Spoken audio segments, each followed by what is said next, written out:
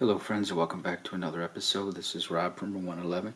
So in this episode I will show you the Fed 3. I'll walk you around the camera and show you some accompanying images at the end. Okay, so let's walk you around the front of the camera here. We have a PC sync, self-timer, rangefinder window, viewfinder.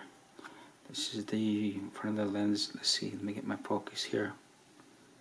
Okay, so we have here on the front, this is an Industar 61. It's a wonderful lens, absolutely wonderful lens. The serial number, and let me see here, let me come out of frame. So f 2.8 maximum aperture, and it looks like 52 millimeter focal length. Okay, so it's just a beautiful, wonderful lens. You'll see with the images, I was just absolutely amazed at the quality of the images. This is a $40 camera. It's just unbelievable. So here we have focus. We have the focus ring. Here we have aperture. This is your aperture. Top of the camera, we have the film rewind. And let me tell you this. This is kind of weird. You have to be very careful because, again, part of the reason I make these videos is lessons learned, right? So you don't repeat the same mistakes that I made. So when I was done with the film, I started rewinding it. I was rewinding and rewinding it. I could feel it was under tension, right? Under tension or compression, whatever you want to call it, right? And then it broke. It broke free, and it started spinning very freely. I thought, okay, cool, right? I've taken all the film back into the canister. Then I took this off, and I'm like, oh my God, there was film still stretched across the back, and so I ruined about 3 or 4 frames.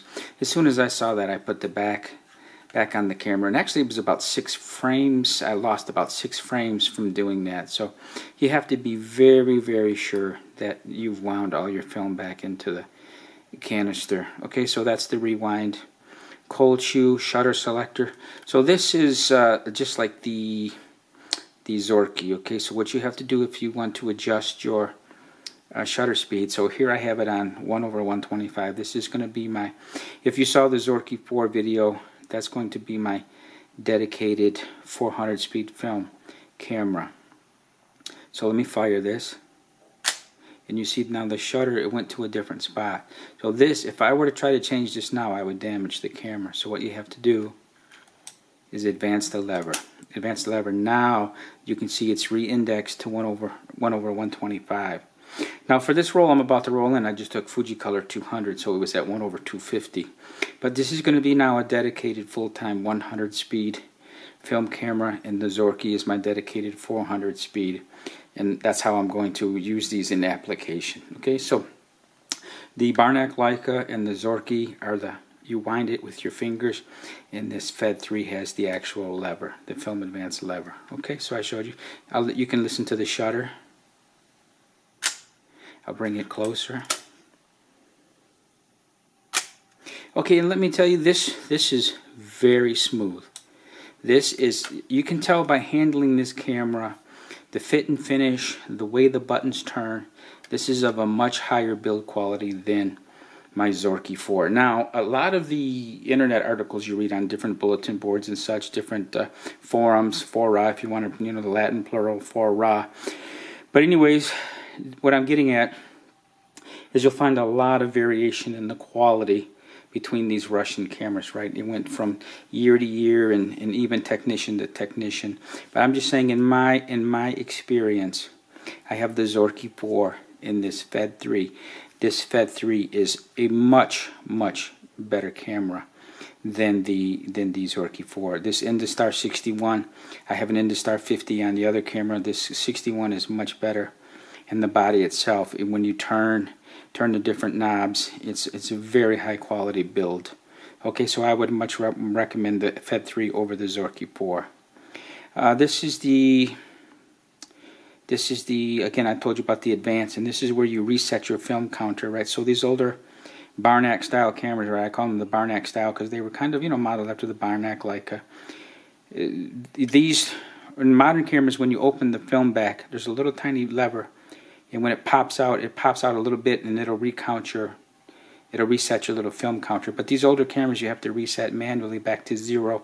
After you put a fresh roll in, right? You index a couple frames, you just roll this back to 0 and you're good to go. Okay.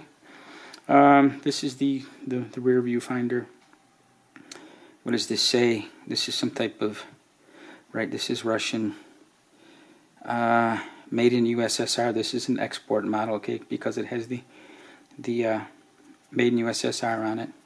And I will show you here, this is the tripod socket. Let me put my lens cap back on. I'm always terrified of scratching a lens.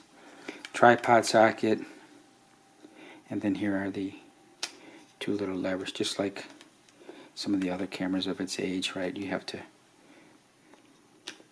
you know, this is different from the Zorky because these both go inboard. Okay, now I'll show you here. Okay, so this is the shell, the outer shell, okay, right, and then this is the, I'll show you, this is the little spool here. This is the spool, the take-up spool. This is where the fresh canister goes. And I'll wind it on just to show you. Okay, let me get focus here again.